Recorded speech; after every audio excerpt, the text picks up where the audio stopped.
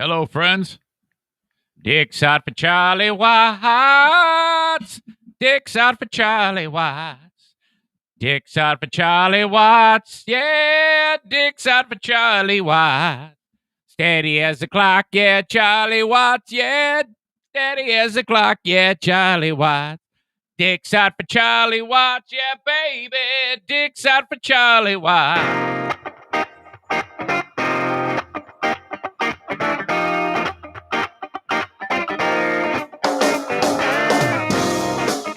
Hey, this is Blue State Rob. Hey. And you're listening to the Eric Zane Show podcast. Hey. A show hosted by a liberal Republican whose ancestry dates back to the small country of Armenia and fueled by bouts of anxiety and adult attention hyperactivity disorder, also known as ADHD.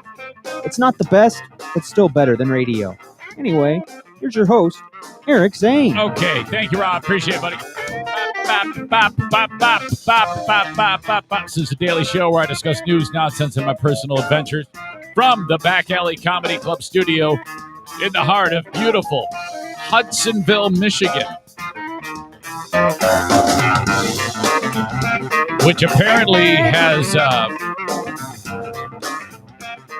another radio person that has moved into the area. That would be the multi-talented Rachel Gray from the only all-girl morning show or something like that. Gray and Green in the morning on Hot FM.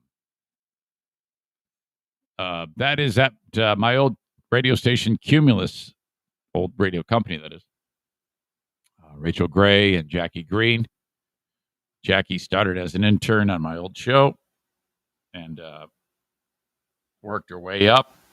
There's an actual hard, crusty booger in my eye, and it's so glued to the side of my face that it hurts. Damn it. You see that? I just flicked it off. It was a cottage industry for the cops to pull me over back in the day when I had to get up at like 3 in the morning. Or not 3 in the morning. Got it. Yeah, right. When I would drive to work early because I'd always be late, and then they'd pull me over. Is it you again? Yeah. All right, get out of here. Rachel gets popped. Where are you coming from? Work or going to work or whatever? Where do you work? And she says, radio station, whatever. Do you know Eric Zane? So it's like they haven't seen me in forever. They're asking my whereabouts. She's just moved to the area. I'm sure she'll be happy that I just announced that. Always super sweet. Always super nice. Amazing. Yeah, she started on the radio with Jackie Green after Gravy Baby Hands got fired. You remember Gravy? Hey, Gravy Baby Hands. After every sentence, he would always do this weird type of hybrid noise laugh.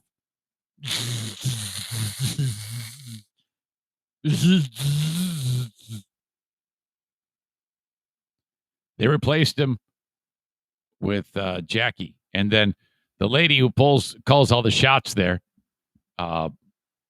Lori, who has to get up at midnight for work to put on her wig and 48 pounds of makeup and wedge her foot into a 16-inch high heel,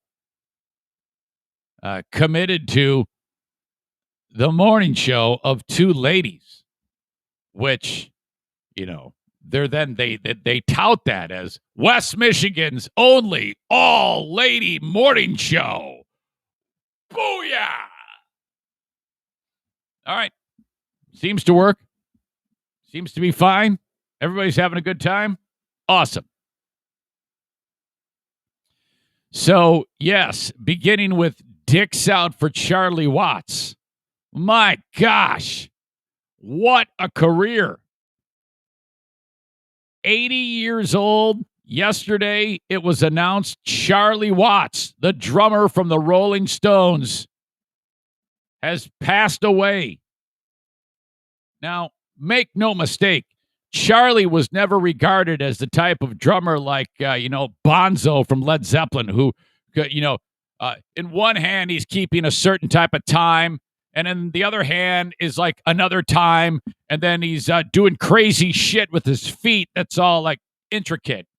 And people are like, wait, what the fuck is happening with the drums? That's not Charlie Watts. No. Charlie Watts was a machine. It's not like the Rolling Stones are not Led Zeppelin. Entirely different types of bands. With the Rolling Stones, you're going to get rock and blues, and that's it. And there were never really too many opportunities for Charlie to do shit like Bonzo, and you didn't need it. You don't need it.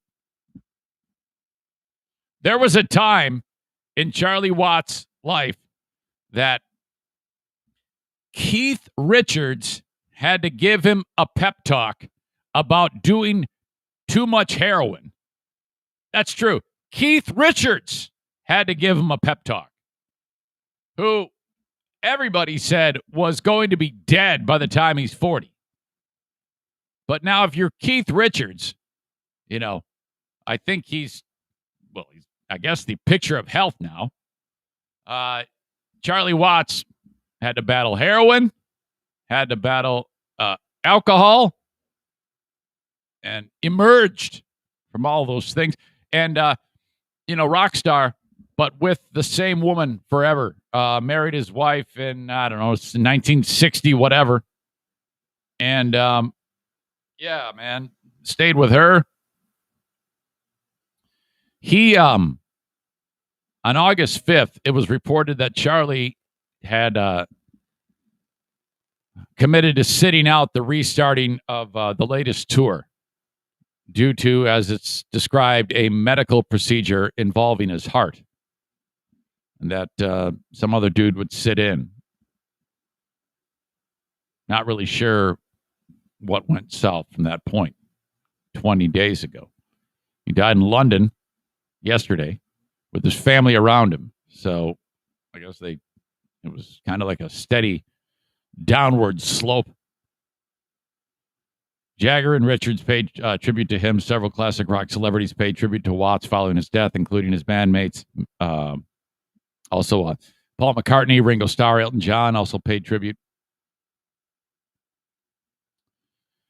In 2016, he was ranked 12th on Rolling Stone's 100 Greatest Drummers of All Time list. Absolutely fantastic. I love Charlie Watts. I just heard a new song by the Stones. Well, not new. It's previously unreleased.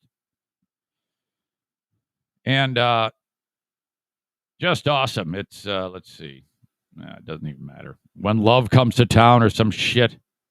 It's the same thing we've heard a million times, but I just love it. I wish I could play it for you, but I'd get a Facebook ticket. Living in the Heart of Love by the Rolling Stones on a reissue of Tattoo You.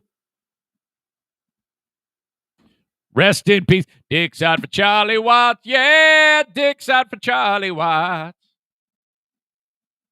Who was number one on that list of drummers?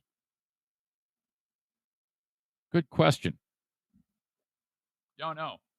I would guess Neil Peart from Rush. See how close I am. Rolling Stones list of top 100 drummers. Got to be Neil Peart, right? I'm saying that right?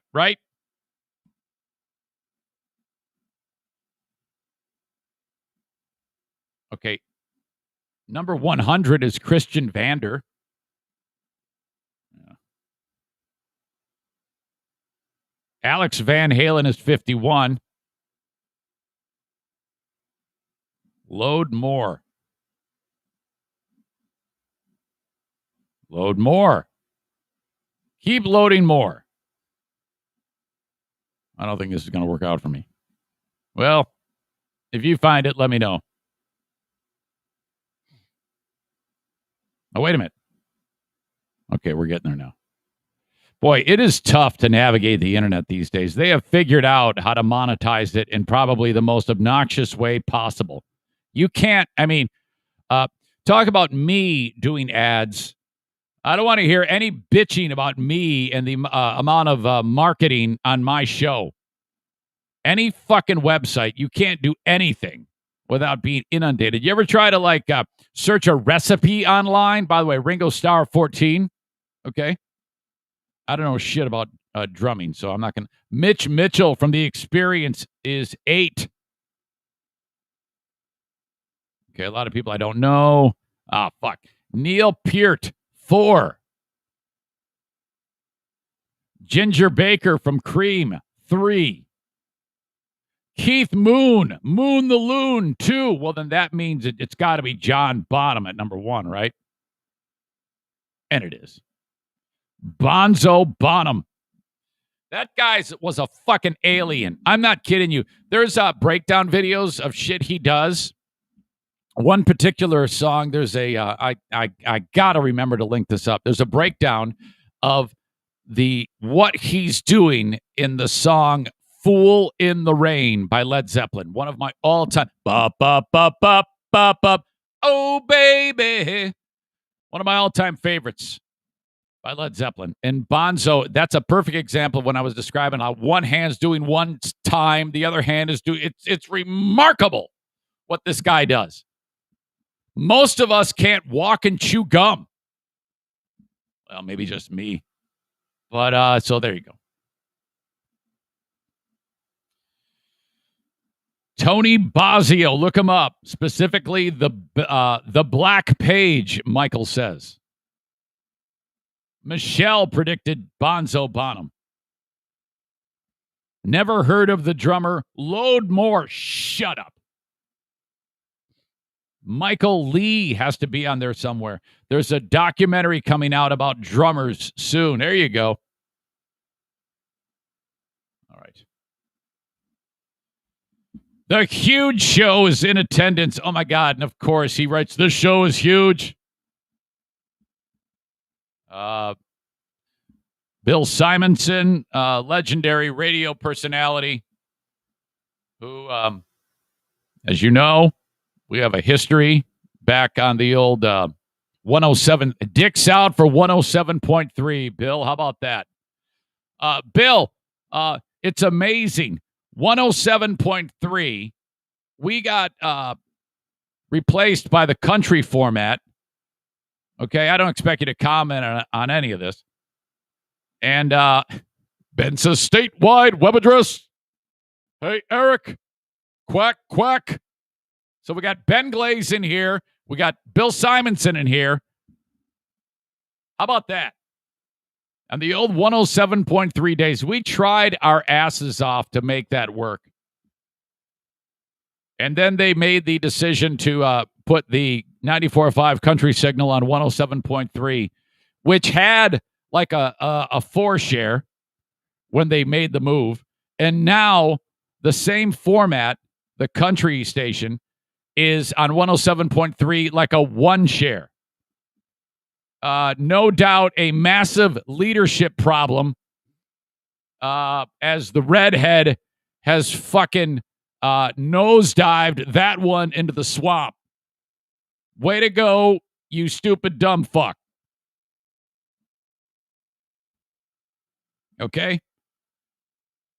Bill, they ended up putting Bill. Well, Bill is no longer an employee at Cumulus.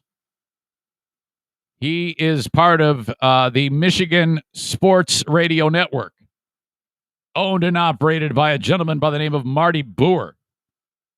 And the signal, the show originates from across the hall. So at Cumulus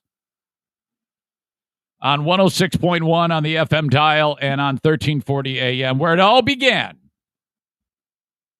Bill talks all the time, every second of every show. He talks to a guy named Mark Ewell from High School Sports Extravaganza, or whatever the fuck it is. Totally kidding. Kate says, redheaded bitch lips, right? That's exactly who it is. Oh my God. What a fucking handful. She's the one that I sat in on those air check sessions with Ben. Ah, fuck. This is the same lady who, Bill, okay, she said to Bill, she goes, okay, so this is before we got fired from 107.3, and Bill went on to that sports network. So, Bill, being that I'm new here, I've decided that I'm going to air check you. And Bill, to his credit, said, no, you're not. What do you mean? I'm the boss. He goes, I don't care. I'm not. I just won't do it. I mean, if you schedule it, I won't be here. Take it or leave it. That was the end of that.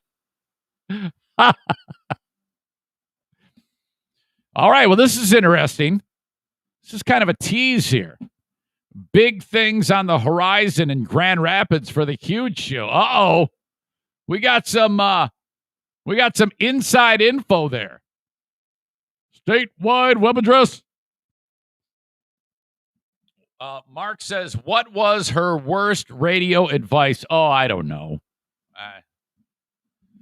Fuck. I'd have to really go back and think about that. Kevin Kuiper says, call huge.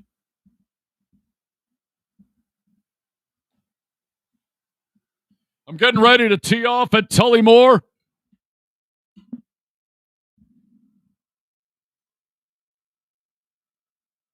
Hang on.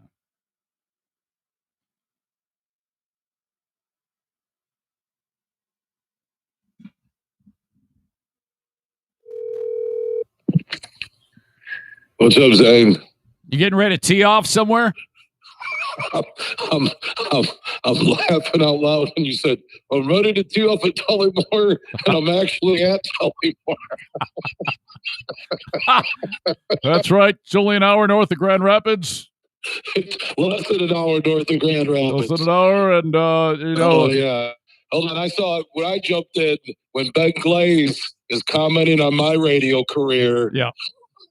Yes. Yeah, Ben. Poor Ben. Yeah, radio's a tough one these days, you know? It is.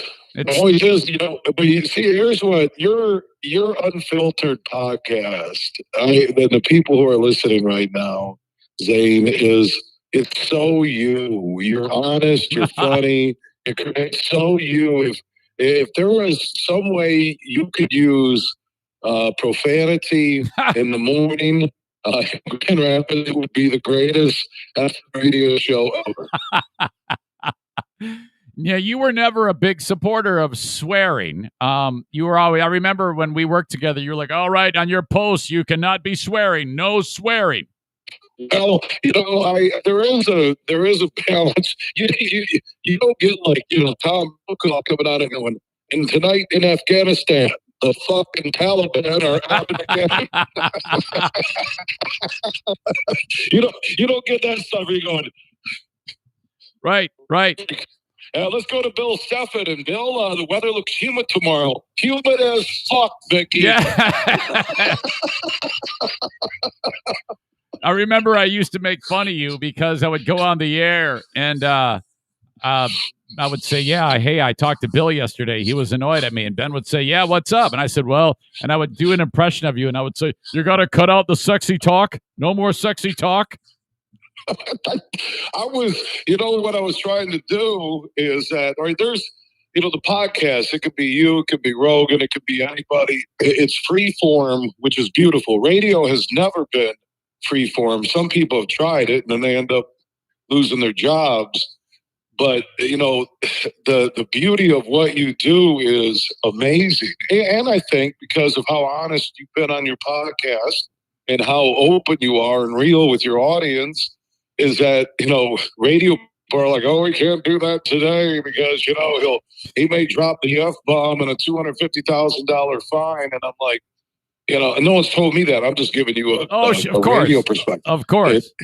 Because I'm telling you, dude, when I'm watching and listening to you, and I was just really, looking at pictures of myself on my phone, and then I said, man, this dude is just, you're comfortable, you're honest, you flow. I love how you play off your comments and it spins into something like this. And I just love it, Eric. Thanks. Thank you. I appreciate that. I appreciate that. I will promise you, within the week, I will come back on the Eric Zane Show podcast and tell you about the big news. Oh, okay. Yeah, that was going to be my next question. You kind of hinted around. I can't discuss. Okay. I can't discuss. Oh, yeah, I won't ask. It will be big, and I will. There could be a way for the reunion on air, minus the F-bombs, minus talking about your dog taking a shit, all these things. Okay, minus all those things. There will be a reunion, and I can't go into details. All I can say, maybe you see the billboards in town right now. Big things are coming. That's it. Oh, billboards. All right. Yeah. Well, around West Michigan, there's billboards. And, okay. Well, let me ask you this: if someone saw one of those billboards and sent it to me, could I tweet it out? Yes, you could just say big things are coming. I think the billboard says big things are coming. Oh, okay. Okay. So this is nothing. If someone's spending money on billboards, that's usually an indicator, in my own perspective, that this is actually going to be quite a thing. Yeah, it's like big things are coming, and the billboards are throughout West Michigan, and I will come on with you next week, probably Tuesday, and we can discuss it. Okay. Okay, I'm excited. All right, I can't wait to hear it. And it will be a way for us to reunite. Wow. All right. Well, I can't. Okay. Well, shit. I don't know what the hell's going on. So I'm anxious to hear what the hell you mean by that. I will, and your audience. I will say this, and your loyal audience through everything you've accomplished and still are accomplishing in platforms like podcasting and what you do. Your audience is one of the coolest group of people I've ever seen. I mean that. And even you reconnect with Ben Glaze, the way, when you were at Free Beer and Hines and where we were at and relationship, the honest, true relationship we have now. And, when you brought Ben back in and, Ben was wayward. And once he tried comedy, he realized I need to get the fuck back in the radio. And thank God. No, he's still trying at comedy though. He's good, but I saw some video clips at Superfly Hayes, who was Lurch with you guys, and my producer. Everybody needs a new name when you change. Yeah. He played me a video snippet of Glaze doing comedy, and I think fucking hostages in Afghanistan seem more comfortable. Oh. Holy shit! My God. When reading something, they seem more comfortable. Oh my God! I just, it's like he has potential as a comedian. He just has to get comfortable. All right, very good, very good. And when I said his comfort level, not that he looked like a hostage in Afghanistan. Okay. Oh, yes, I don't want people. Don't worry about it. Don't worry about it. I don't want people miss how well. This world we live in with Twitter, I Facebook. know it. Yeah, you got to look at those Reddit people. What they're doing. Yeah, I'm going to talk about them in a second. Have you ever had a concern that you would be canceled? No, some people were like when I brought up Stephen A. Smith never was suspended, but Jack Morris was for his Asian accent, but Stephen Smith basically was bigoted and racist in his comments. Yeah. People were like, "Oh, you better watch out, you're going to get canceled." I'll tell you what. First off, if you don't understand the room you're in, so we're in a podcast, it's free form, it's funny, it's humor, people get it who choose to listen. Two, if you deliver an opinion pointing out another opinion that was treated differently, how do you get canceled for that? And I'll say this about the cancel culture. When Bill Maher on HBO every week, who is as left as you probably can get in the media, when he is ripping the cancel culture and talking about it hurting America, it's ridiculous. And my feeling is if an advertiser wanted to leave because I said a joke on a podcast or I delivered an opinion on air on my Facebook page, that's a scary part of this country, man. It really is. Yeah. And I don't care what political side you're on, and I'm not talking politics, but the day our opinions don't matter is a sad day for America. I'm glad you expressed that. I talked a lot about the Morris thing, and I thought it was BS. And my opinion, not yours. See, you can't cancel the canceled like me. So I'll just say the only reason why Stephen A. Smith didn't get hammered is because he's a black guy. Again, everybody has the right to their opinion. Everybody, well, and Ohtani comes out after the game and through his interpreter says, I watched the video. I have no issue with it. So if Ohtani right.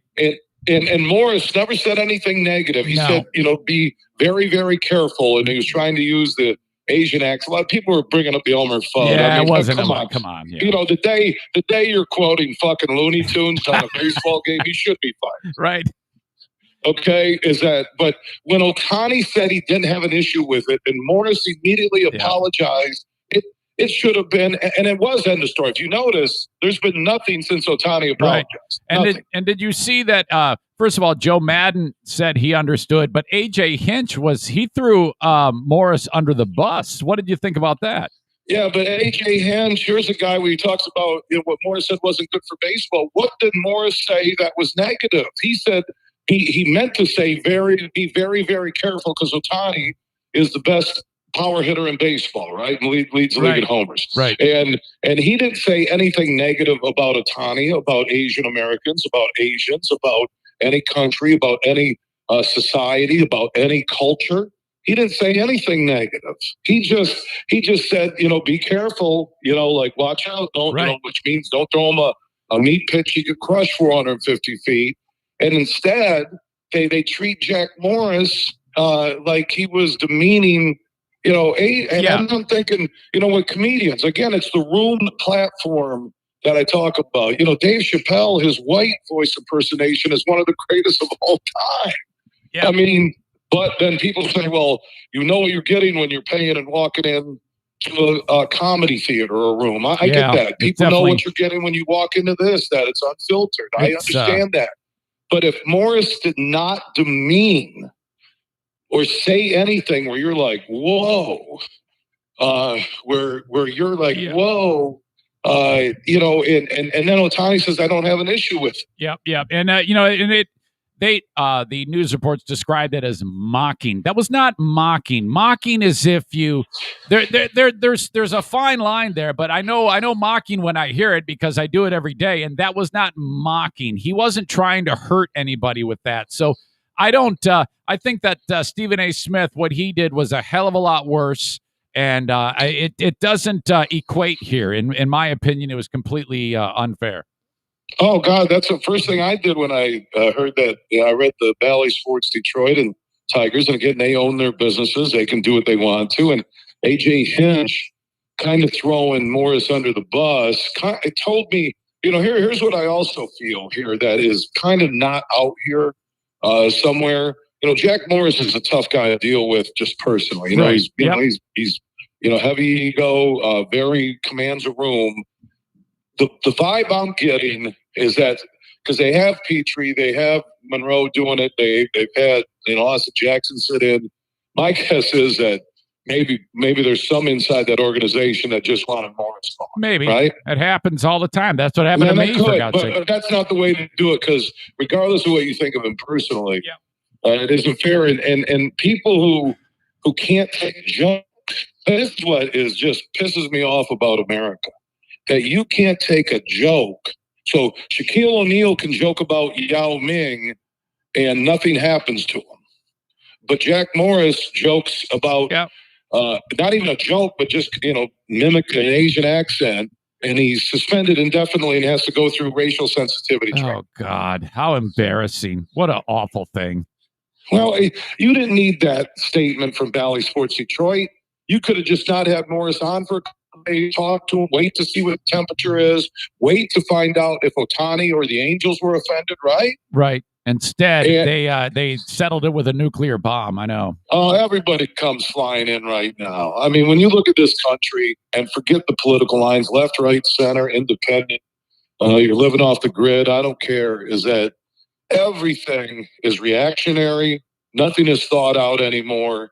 Look at our school boards over the mask. Look at sports and COVID. Look at Cousins and his teammates, and he's getting ripped for not getting the vaccination. I mean, my Lord, everyone just jumps the gun that this man, this woman is a devil because of this, or because they didn't do this, or, oh my God, this family doesn't want their kids wearing masks. They're borderline abusive. I mean, I'm just, I can't even, I swear to God, Eric, and I'll pop in and watch your podcast. I can't watch network national news anymore. I can't watch the local news here because it is nothing but a fear factory. That's it.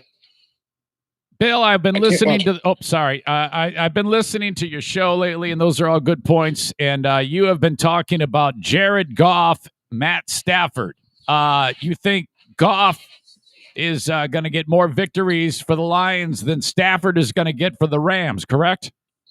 Yeah, I made back at the end of January. This is nothing new. I made a prediction that Jared Goff in a Lions uniform starting games this year versus Matt Stafford in a Los Angeles Rams uniform starting games would win more games as a starter, Goff would, than Stafford. My Lord. You would have thought that, I had 43 babies I kidnapped in a shed out back. I mean, the people came at me like crazy, and I'm thinking, oh, yeah, you look Stafford. He never won a playoff game. Oh, but he threw for 45,000 yards. Well, what's interesting is you've always had someone that you've, like if it wasn't Jim who do you think you've had a bigger axe to grind with, Jim Leland or Matt Stafford?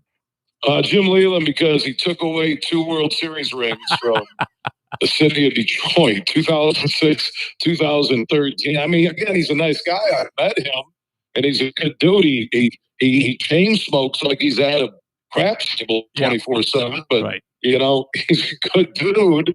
And I, Stafford, my beef isn't personal. Good man, good father, good friend, good teammate. But end of the day, I believe you are judged in sports on your championships, on your big wins, on your leadership. Aaron Rodgers, watch what he does. But ever since he's grown his long hair and he's marrying other actors, he's really changed. Yeah. Look what he has done with the Packers, and he puts a team on his back, and they can lose 3 running backs, they can lose 3 wide receivers. Stafford has had Calvin Johnson and Golden Tate and Hawkinson they drafted, an offensive lineman they drafted, and my God, he's had Marvin Hall, he's had Marvin Jones Jr. He's had all these receivers. What about and people say? Oh, sorry. Go ahead. No, they say he does it all by himself, and I'm like, that's bullshit. He doesn't do it by himself. All right, well, that's actually something to watch this year. I'm really excited. I am actually very, very excited to watch. I always am excited to watch the Lions. I never really have that high of an expectation.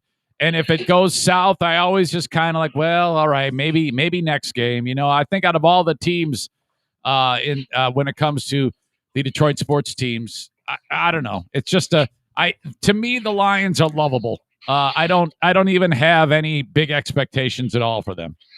I said this yesterday during our Tullymore Golf Resort Fall Football Summit with Doug Skeen and Chris Ballas and Wolverine.com, is that I won up my prediction on golf. I said that he will win a Super Bowl in Detroit before Stafford wins a Super Bowl in Los Angeles. Oh, nobody's going to win a Super Bowl. Enough with the Super Bowl. Yes, Jesus. They will. Come on. Yes, they will. Come on, man. I like Campbell. Dude. People are going batshit crazy over this preseason game. I like him too. I love Campbell. I love Campbell that I love Campbell because he cut Don Muhlbach, and then he then owned the fact that it was poor timing. He called himself a dumb shit or something like. I love that stuff.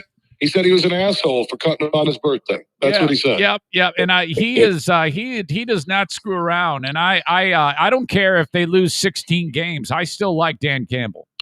Yeah, and the lovable Lions, I agree with that. And I just think, people went crazy off, Steelers were starting their starters. Lions didn't have anybody yet on offense. And yeah, they got some work to do on defense. But people, the way when Matt Stafford left, they acted like Gordie Howe retired or Joe Louis stepped out of the ring. Yeah. And I'm thinking, what did Stafford do? Oh, he was a leader in Detroit. They were 5-11. How many coaching staffs were blown out? Right. I mean, come on. It's not all on Stafford. Don't get me wrong, but not applying any fault to where the Lions were during his career is just plain and simple horseshit. All right. Well, I'm going to leave it right there. I can't wait to hear more about what this big announcement is. Oh, I'll talk with you Tuesday. I will come on the Eric Zane Show podcast. Your wonderful audience from all around the world. You got people listening in Pakistan, Indonesia. I was looking at your podcast clips. Yep. Thank you. You're big worldwide, and your audience is awesome. And people who try and say your audience is a borderline militia, I find that offensive. All right. Thank you, Bill. We love you, and I love the Eric Zane Show Nation. All right, buddy. Thank you. There you go, Bill Simonson. Bill, I didn't mention this. I forgot to get into this, but Bill is a huge keep the masks on the kids in school guy. My rant yesterday about the military needs to kick in doors and jam needles into people's necks. Don't even give them one vaccination and then wait 2 weeks for the other. Just do the both. Whammo! Bill supports that. He said that. I don't know. His opinion. I mean, totally kidding. Aram says Stafford took all their money so they couldn't bring in other talent. Should take a page from Brady's book. Super Bowl this year. It's pretty much, if it's anything other than the Kansas City Chiefs and I guess Tampa again.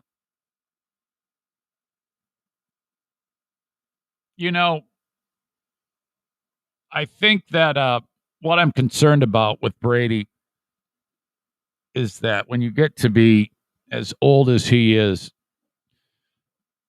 it's kind of like there's a drop off in the ocean where, you're at like 3 feet of water and then suddenly you're in 40 feet of water. When you're that old, something bad can happen quickly. He is one he is one missed block away from retirement because the body does not respond that way. I should say the body does not respond favorably nearly as well as when you're young. All right, I got a question here. One of the audience members in the live stream, it says Kyle Ryan. And I'm curious. No, sorry. I guess I got that mixed up. Someone suggested that that's the guy that's running for governor. No. That would be Ryan Kelly. You're flipping it. Welcome, Kyle. Bill says, I don't support masks in school or anywhere, you effing troublemaker. Oh, I must have gotten that wrong. I must have flipped that in my head.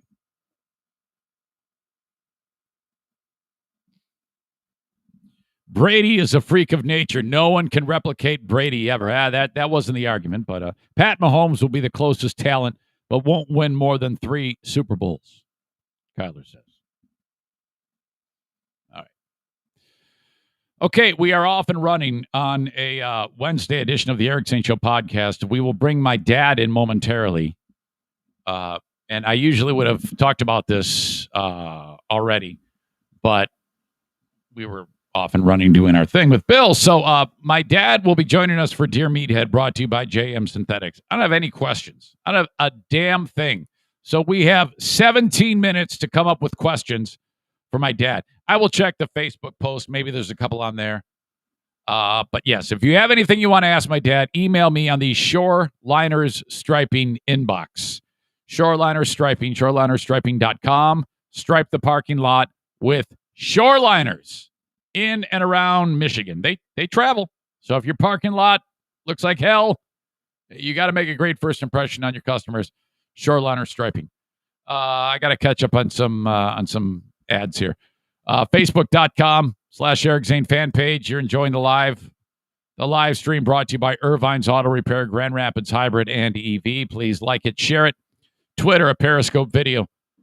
At Eric Zane Show on Twitter, brought to you by Blue Frost IT. Please retweet it with a snarky comment. And the almighty YouTube.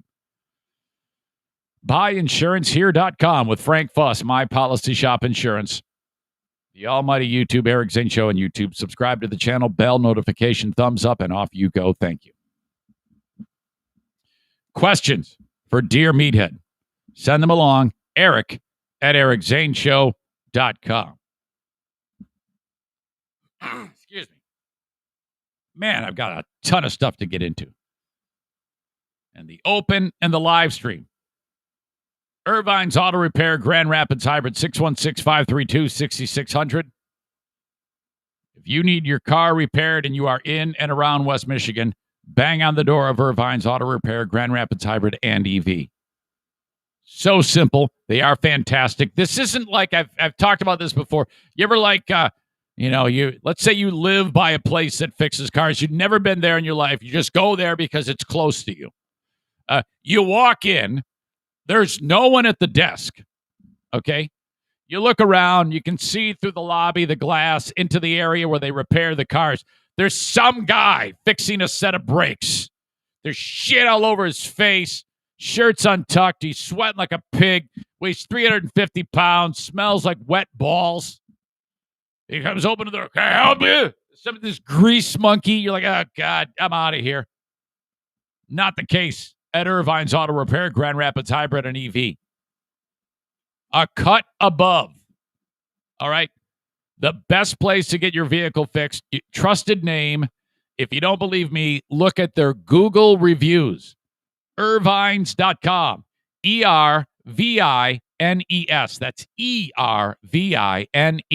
Irvines.com. Right at the top. Google reviews. Click on it. 4.9 star average. Awesome. The mortgage guy in charge of all things mortgage would be the Mario Flores Lakeshore team of Van Dyke Mortgage. Okay, so it doesn't matter where you are. Anywhere in the U.S., there are some exceptions. South Carolina, Maine, Hawaii, and Alaska. Otherwise, if you need a mortgage, call Mario. Now, when I say that, I don't necessarily want you to say, all right, you're my guy. I want you just talk to him. Just talk to him. Let him do his job. Convince you that he is the guy. 231-332-6505. He will go the extra mile for you. And if you're the type of soul who unfortunately has had to endure a bankruptcy, a divorce, bad credit, no credit, if you're young, Mario can help you with that. If in the rare instance, you cannot get a mortgage, and that does happen, let him guide you with what you need to do, because that's tough. You know, that'll probably break your heart, man. You try it. All you want to do is get a small first house or whatever it may be, and there's just nothing there. You have no credit impact in the world. You got to start somewhere. You got to start proving that you can pay bills. That's being on the grid. Mario can help you with that. We are days away from what is officially, as of right now, our biggest paintball event at TC Paintball Grand Rapids. We're sitting at a number near 30. I have 8, count them, 8 paintball scholarships that have been awarded. Terry, thank you very much.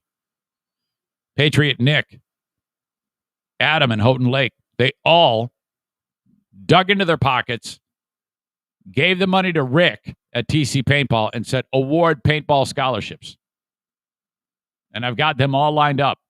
Josh is going. Sarah Rookrock Roosh, her son Avery, and 3 others are going. One more guy who I keep forgetting who it is, but I will find out. They're all getting paintball for free. I want you to join us at TC Paintball for Paintball War 15, the back-to-school slaughter. It happens Sunday at 5 p.m.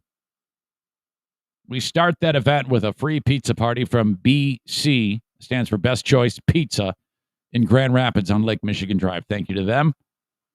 We eat the pizza, we load up the guns, and off we go. Outdoor paintball play on a beautiful Sunday afternoon. $35 gives you the paint, the mask, the gun. All right? Bill's got to get his fat ass out there. We'll shoot him up. Impossible for him to hide behind any of the obstacles. His head will be sticking. Oh, God, that's terrible. Shit. If Bill puts a mask on, okay, there would still be 11 inches of face to either side sticking out. He's the only person in the world that is not allowed to play paintball. It's not my fault you've got an Easter Island head. We will see you on Sunday at TC Paintball. All right. Where the hell is my water? Oh, my God. I cannot believe I went into the bathroom, got my water, filled it up, and left it in there. Well, I got to pee anyway. So I'm going to take a quick break, pee, get my water, come back. We'll be ready and raring to go for Dear Meathead in just a minute. Stand by.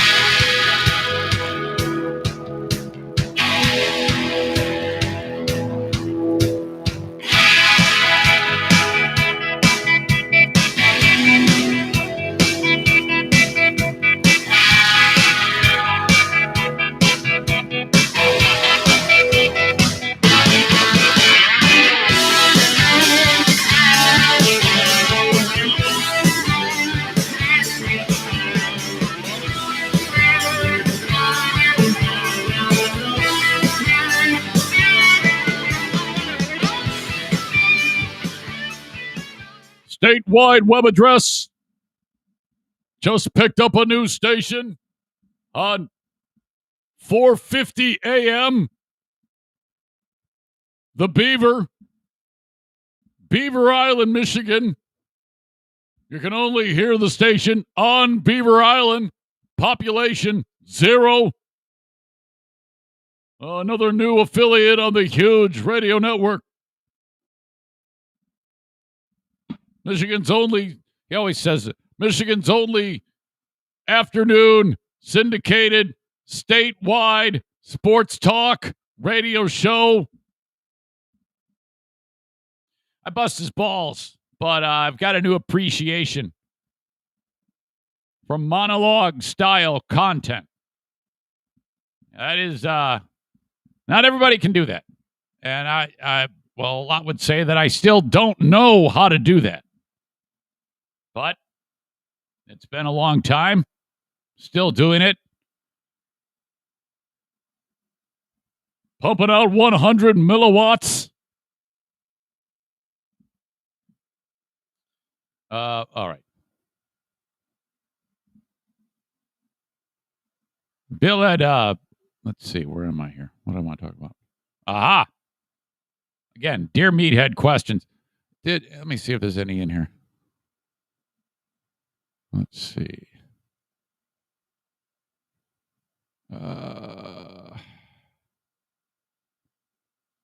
Dean has one. Okay. Dean is, this is what Dean writes. Dear Meathead, what is your opinion on cigarette smoking? Since he wanted to say, I think he said, since there is no health benefits, does it sound right when you say there is no health benefits, or are you supposed to say, since there are no health benefits? It sounds weird when it's written as, since there is no health benefits. What's correct? I'm not even sure myself, but to me, it feels like when he writes, since there is no health benefits, it seems clumsy to me. Anyway, since there are no health benefits of smoking, should the government outlaw cigarette smoking, or should it be a personal choice? Please embellish. Thanks. Boring Dean. Now, what that is that's a Minecraft head's attempt at taking a run at me, because I was just beating the shit out of him again yesterday about his extremely dumb stance on the vaccine. You see, Dean's one of these dopey, dumb patriots, okay? So, that's where that comes from. Adam says, Dear Meathead, our boy has just turned 14 years old and is starting to get acne, zits. He does try to keep his face clean. Did you ever suffer pimples? Any advice for him?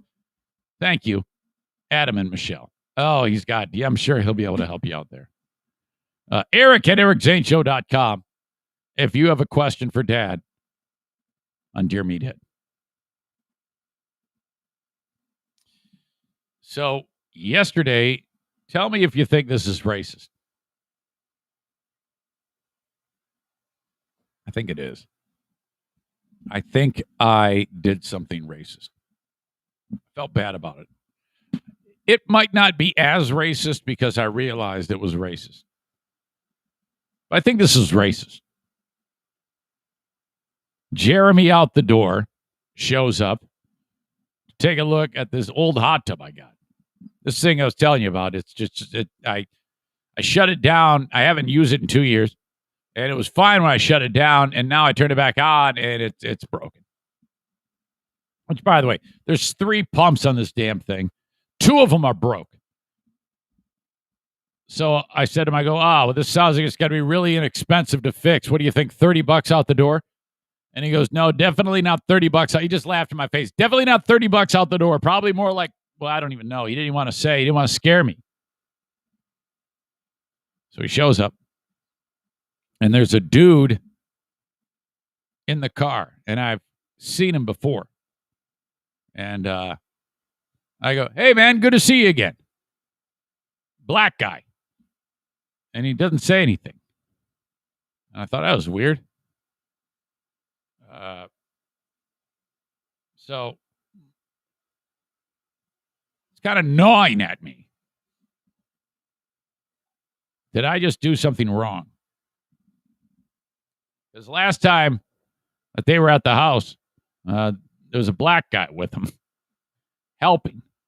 And I had interacted with him. I forget his name. Might have been Shane. That's kind of a weird name for a black guy, isn't it?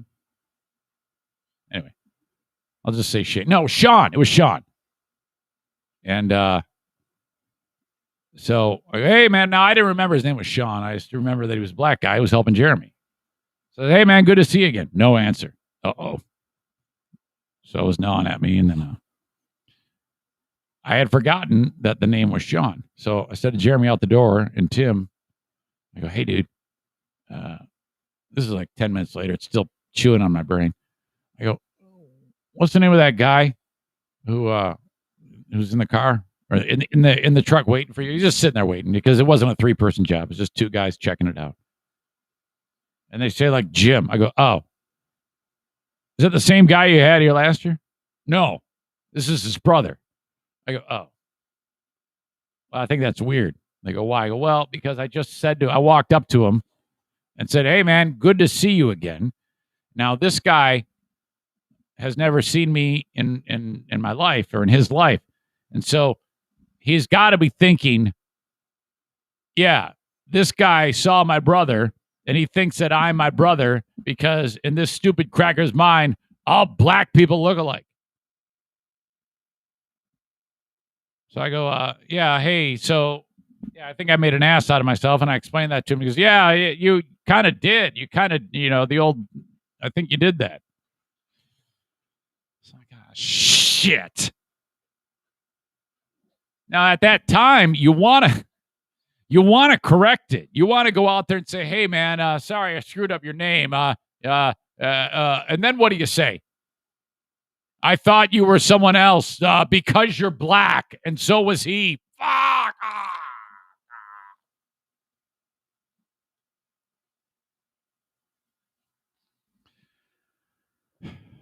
Now, it's not like racist, like KKK racist. But I have done this so many times. Asian people, black people, it's good. Fuck. I have no excuse. Damn it. Kathy says, nope, don't overthink it.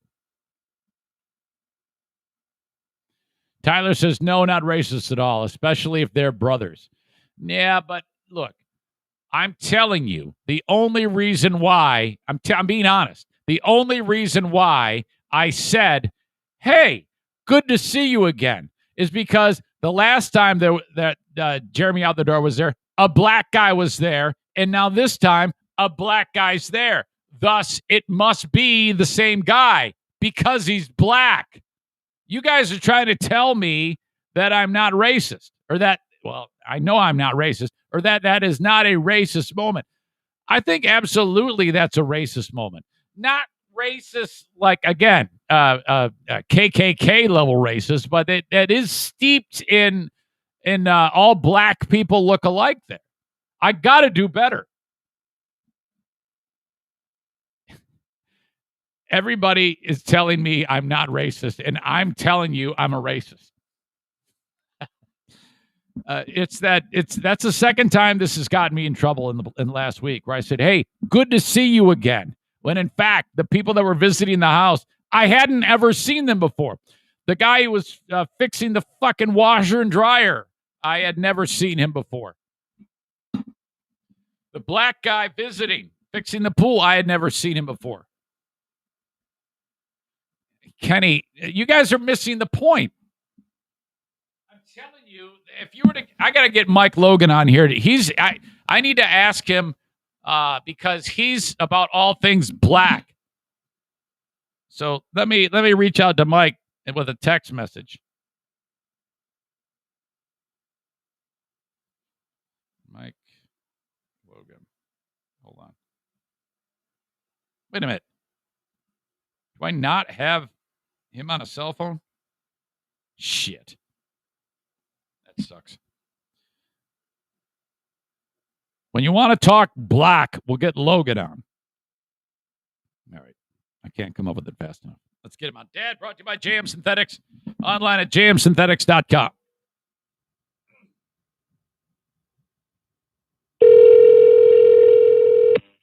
Man, you're Johnny on the spot. Hi, Dad. How are you? I'm good. Good. I'm foot. I'm good. Did you just? I can't even think. Yeah, it sounded like you said that you're foot. Yeah, I did.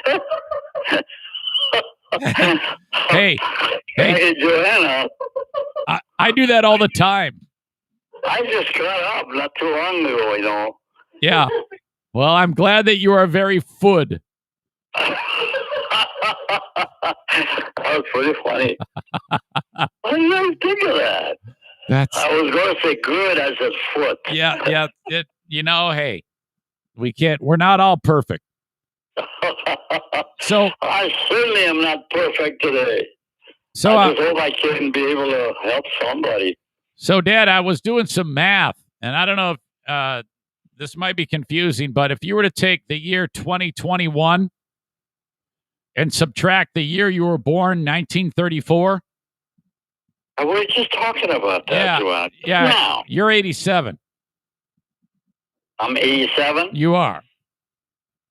I said I was 86? Correct. Yeah, in March, you're going to be 88. Come on. I'm serious, man. Yeah. If I was born on March 17, 1934, is that what it was? Correct. Yeah. That's right now you're 87 going on 88. Oh my God. I lost a year? No. When you turned 87, we had a long talk about it. But I guess days run together and you kind of lose track of that sort of thing. Joanne, how come you let me do that? Don't blame her. It's just Joanne's fault. No, you were happy being 86. Yeah, either way, it doesn't matter. Because look, you got to have goals, and you got to set a goal for 100. So I don't want to take anything away from that goal. I want to be celebrating your. I'm closer in a hurry. Dad, I've also got another interesting thing for you. Today is an anniversary. 5 years ago today was the first time we did Dear Meathead. Are you serious? I am. 5 years? Yes, it has been 5 years that we've been doing this segment. Oh my God, it seems like yesterday. I know. Is it? Yes. So wow. Yeah, everybody has been loving it from the very beginning, Dad. For a lot of God, they're wonderful people. I'll tell you, I am humbled. Let me tell you, for many people who listen, Dear Meathead is their favorite part of the show. Oh wow! I'm impressed. So, all right. Well, I'm proud that I've got you to do that. Thanks, Dad. It's a pleasure. Mike says, "Dear Meathead, what is your most memorable moment in the 5 years that you've been doing this? Or what is the greatest thing that you recall since we started working together?" Let me clear the air for something. First of all, my age has got a problem with me. Yeah. My mentality of thinking as a memory of things are not as sharp as it had been. That's okay. So sometimes I falter. That's quite all right. So repeat that question again. What's your most memorable moment during Dear Meathead? What stands out as the most fun for you? I honestly have to tell you that the most thing that comes to my mind is the most recent things. We had the one memorable thing is that you took me somewhere that I was on the stage. Grand Rapids. Yeah. Was that in Grand Rapids? Okay, yeah, that was when we were on the radio and we did a show in front of an audience and you visited. And I talked. Yes. Yeah. That is a memorable thing. And I don't really remember all of the details of it, but it really impressed me. That was the first time that you realized that it was having an impact, because people were asking for pictures and your autograph and things like that. And then there's there's large pictures. I've got one of them I'm saving with a huge picture. Yep. People made signs. I know Mike here, who asked that question. He made signs. People had shirts with your face on it, and that's been that is it. That's correct. I do remember, now that you're telling me these things, it comes right back to my mind. Sure. And that is one of the most memorable Right. time that I could. In fact, the next thing that comes up is a recent meeting that we had. What were we doing? Somebody's celebration. It was, I think it was your birthday. Or Maddie's? Oh, okay. Maddie's graduation. Maddie's graduation, and then several people came over. Yes. That's another memorable thing. So there's two times that I really am impressed by. Well, yeah, those were great times. They're a wonderful bunch of people. See, now, right now I'm thinking of something that you just said, and I'm talking to you, and you telling me I'm another year older than I thought I was. Well, hey, that's something. Well, I mean, I think it's something to be proud of. I mean, if you every year that you can add, man, that's another year of wisdom and all these great grandkids and great grandkids that you can see. My gosh, that not everybody gets that opportunity, Dad.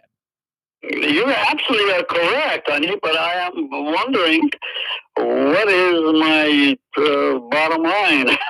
No, it's definitely 87, and I know that you knew that at one point, but I think maybe you kind of fall into a pattern and it might just slip your mind. It's really no big deal. No, it's not. Yeah. But just that all of a sudden, over another 15 minutes, I became a year older. Yeah, I don't want you to feel badly about that. I don't. Age is a matter of nothing. Okay. Not to me. In fact, Sarah writes this. She wrote, "Happy 5 years, Meathead. I'm so glad we got to meet you at Madison's graduation party. That's my favorite memory, along with you telling my son that it's okay to, quote, drink if he wants one." I don't know if that was the right thing to do or not. Hey, that was an awesome group, I'll tell you that.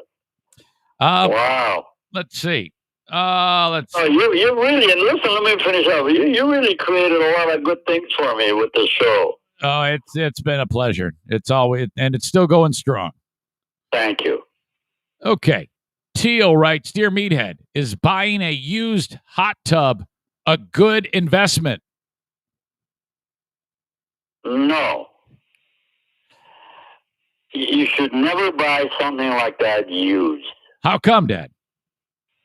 Because you have no clue where that has been, not as far as where it's been, but what is the age of that thing created for that material. Yeah, there could be a lot of time on it. You could have leaks in there or create leaks, or you don't know who's been in it. I would not take a chance on that. All right. I would spend a few $100s more on buy a brand new one if you were interested in that. Okay. But go on a used one, no. Let me see if I got this right. Leaks in there or create leaks.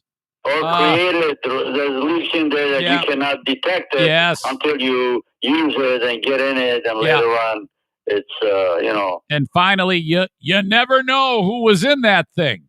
That's another thing. That's right. That's the big one. You never know who was in that thing. That's the worst part of that. Yep. People use it for sicknesses and all this crap. True. All right. Nathan writes, "Dear Meathead, we're getting close to it being the end of the year. Fall is coming. What is your favorite thing about the changing seasons, Dad?" Well, I really do like the changes of the season because it gets me to put my life in different perspective. Each season, I have a perspective of its own. So I really enjoy the change of the fall because I can do other things that I did the fall before that. I can prepare things differently for preparations of winter and all that. That's a joy for me. I don't know why, but I enjoy that. You have to realize that things can be monotonous if you stick to the same thing 12 months out of the year. All right. That's my character. I don't know what it is. I like winter. I like summer. I like fall. I like every one of the seasons that comes around because I change things in my mind. Okay. So the big takeaway is you got to realize things can be monotonous if you stick with them for 12 months. Absolutely. I mean, I want to do different things. Gotcha. I can't cut the lawn 12 months out of the year. No. That's because thank God you have piles of snow so that you can take a shovel of snow and throw it on the grass. That's true. I didn't even think of that. Hey, I tell you what, that's coming. I know. You know what? I'll tell you what, I have such great people that surrounded me in my neighborhood. I don't even get to really, unless the inch is about, I shovel my snow and it's about an inch. No, I wouldn't. I got a neighbor that comes up with a huge snow blower. Yeah. I mean, a huge one. Yeah. These people just can't leave me alone to do my own thing. Well, they love you so much because your snowblower is, as you described it, a Mickey Mouse snowblower. It's a Mickey Mouse. It's good for about 3 inches of snow. Okay, Dad.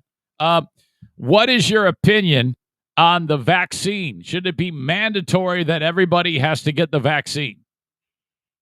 Absolutely, yes. People are idiotic. Now, medically a proven thing. Yeah. I never took a minute to think that that's a wrong thing to do, become vaccinated.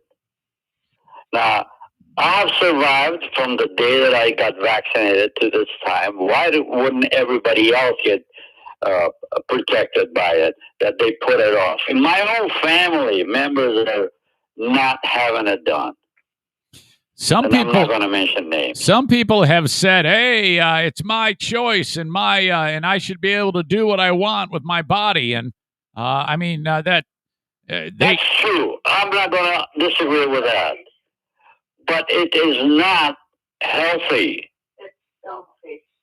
And you're selfish for not being vaccinated because first of all, you're very possibly, you're shortening your own life. Oh, yeah. At this stage. And then you go ahead, contaminate some other person when you meet. Yeah, absolutely. Absolutely. A family member of mine is the same way, very strong about it. He's not going to have it done. Well, okay, that's your choice. But my God, explain, are you medically educated to know whether that's good or bad for you? No, they don't have a clue. Yeah. They just said, oh, well, we're putting a germ in our body. Hey, I get vaccination every year for different diseases. Nothing has happened to me other than it's protected me. Yep, absolutely. I get it. Makes sense to me. I try to explain this to these people all the time. They don't listen to me. It's this weirdo, distorted point of view about it. It's very frustrating to me. And frankly, if I have to go to a friend of mine's funeral, I'm going to be very upset at them at this stage of the game. I am going to be upset, Absolutely. Well, first of all, as much as I love that person, I will not attend that funeral. Okay. Yeah. Maybe it's like, all right, I'm not even going to be part of this. Really? But what is the advantage of now? Go ahead to that funeral and you die in interim. So you create another problem for yourself. Right. Let your family out in the cold. Yep. We're on the same page. All right. Let me see if I volunteered right away. I got my vaccination. I'm fine. My wife's the same way. Very good. Dad, in closing, is there anything else you'd want to say on your 5-year anniversary of Dear Meathead? Well, first of all, I'm sorry that I'm a year older. Instantly, you made me a year older. I hope that doesn't bother you. But it doesn't matter to me, okay, my good. God.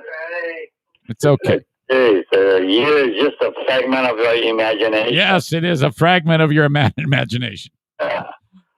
So, What the heck? Yeah. So yeah, is there any final thoughts? Do my Ed? yard. I still. Hey, we got an acre to, thank God for my wife. Sure. I put her to work to cut the grass and all that. So hey, she's a tough dude. I'll tell you that. She's right a tough. now. Did you call her a tough dude? Yep. Oh. I call her fine. All right. Well, listen. She's becoming dude. Yes, I know that you're going up north this weekend. Have a good time up there with Mike and the gang, and I wish I could make it, but I got something going on my end here. I wish you would too, because I really miss you, honey. I miss you too. All right. Well, I love you guys. I love you too, honey, and thanks for calling, and thanks for the audience. I'll tell you what, all the people that are surrounding you, they're wonderful people. Okay. Till next time. Thank you, guys. All right, say hello to your honey for me. Yes, I will say hello to my honey. Man. Okay. Love you. I love you too. Bye-bye. Okay. Bye-bye. There you go. Another amazing edition of Dear Meathead, brought to you by JM Synthetics. You don't want to use hot tub because there could be leaks, or you could create leaks, and you never know who's been in the hot tub. I gotta realize that things can be monotonous 12 months out of the year. My God, I've got a whole sheet of these things that I write down. I just grab any sheet of paper. One from weeks ago. Not too many people in the world that can get my goat. So-and-so really saved your bacon. Mickey Mouse snowblower is one of my favorites. Any more on here?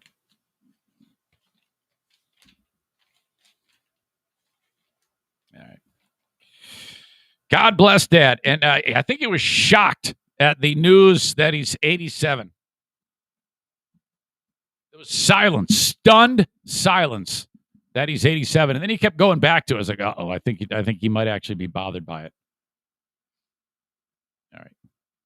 Joanne is a tough dude. Chris says the 87 thing is going to bug him all day. Here's the thing. I can promise you he's going to go back to thinking he's 86. And what I mean by that is he's going to do the math, and then he's just going to do it wrong. So he'll take 2021, and then he'll subtract 1934, the year he was born, and it'll say 87, and then he'll somehow manipulate that so that it'll be 86. We will have this discussion again. All right. Thank you so much, Dad. Thank you to all of you for participating. He loves you very much. 5-year anniversary of Dear Meathead, brought to you by JM Synthetics. Let me just tell you, Jason writes this because, okay, where is it? Jason wrote this. Folks, I need the support from the audience continue to be able. He writes like he's a child.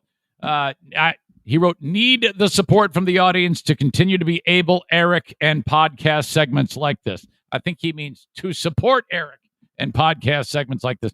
We offer more than top-notch motor oil. Check out our catalog for all we offer. Thanks to the loyal customers who continue to support me and the show. So it's real simple, okay? You go to jmsynthetics.com, okay? Go to shop online, shop by product, or shop by equipment. You got filters, steering, brake, and suspension fluid. Anything you need if you're a DIY pro: antifreeze and coolant, cleaners and protectants, firearms lubricants and cleaners, bar and chain oil, bearing and chassis grease, compressor oil, hydraulic oil for your heavy duty, gear oil, transmission fluid, fuel additives, and of course, motor oil. You shop by equipment. You can then pick on whatever it is that you want to buy for your motorhome, your marine, your ATV, UTV, snowmobile, turbo diesel truck. So all things MAGA, okay? Click on this shit. agricultural, anything, and off you go. And then you make a laundry list of what you want. And then you call Jason up and say, look, dude, this is what I'm going to buy. And he's like, fantastic. Call up JM Synthetics, 616-747-0233. That's what he means about supporting him. You support him, he'll be able to keep supporting the show. And then, boom, we've got a beautiful relationship. So if you remember, you can think about it. If you got a project coming up, remember Jason. And Amsoil is the best in the business. It is absolutely amazing and an amazing set of products. Thank you, Jason. Hang on. Oh, my God. I got to knock out some of these ads again. Sorry. I cannot wait to tell you about the rest of my day yesterday and what I went through with these tough guy Reddit people. Fucking assholes. All right. As you know, I have a Patreon. I do it again today. My Patreon bonus podcast. Before the Patreon bonus podcast, I actually have rescheduled Smarter Than a Former Drug Dealer Trivia. Dale's phone was on the fritz. So it'll be Saul taking on Dale today in trivia. Guaranteed it's going to happen. Patreon.com/Eric Zane. $5 or $10 a month on my Patreon. If you listen to a lot of material, if you're just trying to find something to listen to in the free daily podcast that we're doing right now, is like, God, I wish there was more, then this is for you, because I give you, in addition to the hours I give you every week on the freebie, an additional 13, 14, 15 hours a week on my Patreon.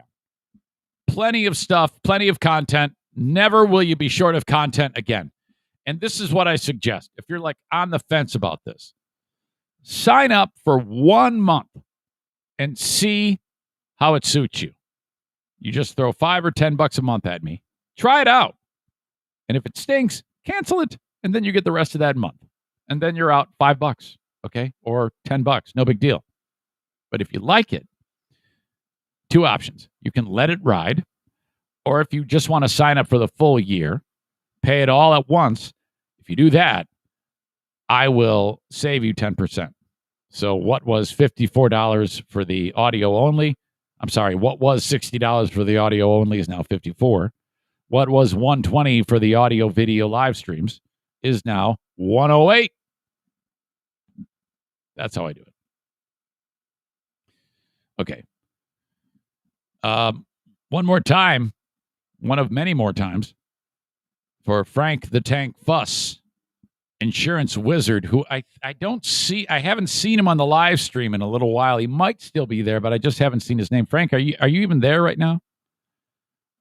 Frank, I convinced him to spend his money on marketing mypolicyshop.com on the show. He then kind of became a fan of it. So thank you to Frank. But I took that time off, that vacation, so I don't know where the hell he is. He might be here. I don't know. So mypolicyshop.com, and here's what's up. He is an insurance broker. Now, one way, shape, or form, you're going to need a guy like Frank. Because if you just, when it comes to getting your insurance, either through your employer at open enrollment time, or you're buying it on the marketplace, or you need dental insurance, or you need homeowners insurance, or auto insurance, or whatever, and you just kind of do it on your own, you're your own agent, why don't you have one person take care of all of that stuff for you, and then you don't have to worry about the time of doing it, and you're getting an expert doing all the right things for you on your behalf, and it's free.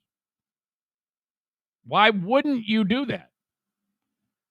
This is what I recommend. I do this, okay? And I'm in the process right now of changing my insurance because I've been buying it from the marketplace, but the queen of the forest, she is getting employer paid for insurance very soon. So I've got all this weird transition stuff, and I go, I don't know what the fuck's going on. Frank, help me. All right, I'll help you. Frank does all that for me. I don't have to do it. He does it.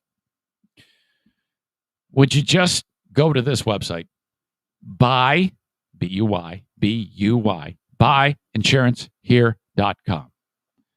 It's a form, name, address, phone number, insurance needs, Where'd you hear about me? Make sure you put my name.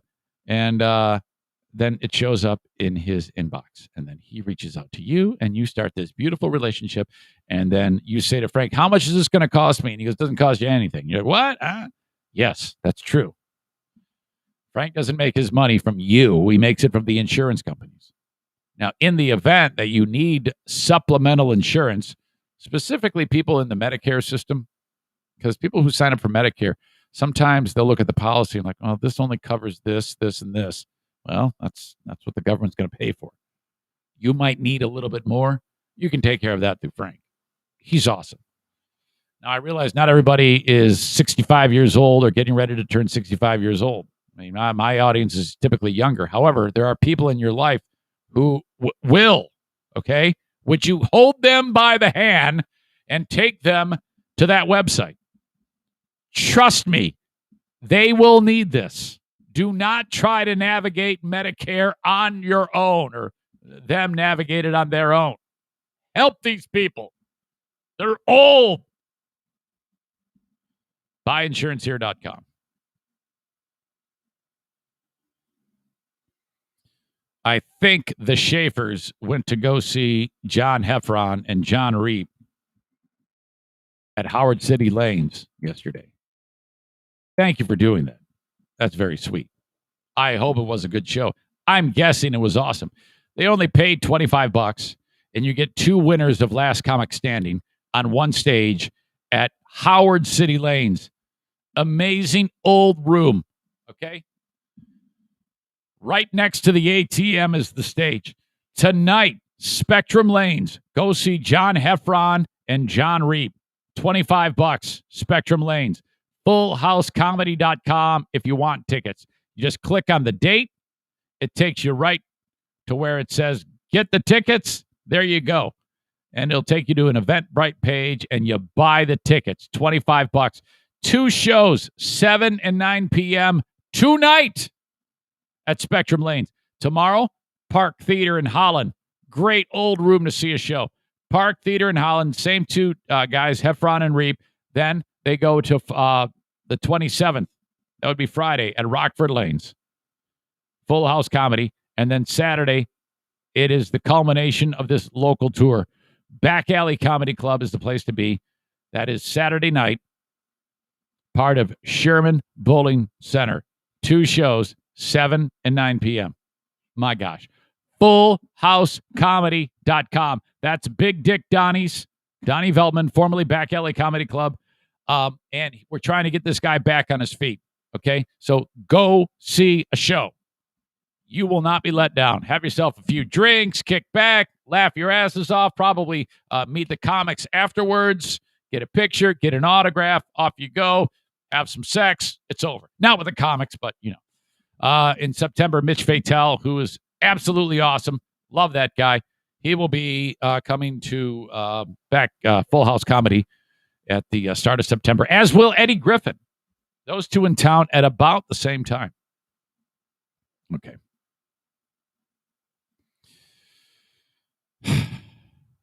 Yesterday at the gym. Now, I'm on the treadmill, and it's my recovery run. There is no way in hell I'm going outside to run. It's too damn hot. All right. Now, on these recovery runs, the mileage is long, but it's slow. Okay. Now, when I was in shape, the recovery runs were at, 8 minutes a mile. I am a fat piece of shit right now. The recovery runs are much slower. I was reminded of this. Okay, going back to the YMCA, it's different now. There's a lot less people there, but some of the familiar faces I'm seeing for the first time in a long time.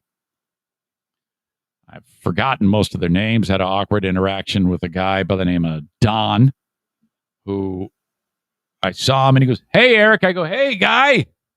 Hey, chief. Hey, pal. Hey, fella." God, I always feel like such a dick. hey, guy. And then he's talking. I'm not hearing a word he's saying because I'm just trying to remember his name. And I'm like, okay, this is Phil. This is Phil. You got to commit and say, yeah, okay, see you, Phil. Just say it. But that to me is like tightrope walking without a net. Because once you get that wrong, he's going to correct you. It's going to be weird. You're probably better off saying either, hey, it's been a while since I've been here. I forgot your name. But that is such a ridiculous thing.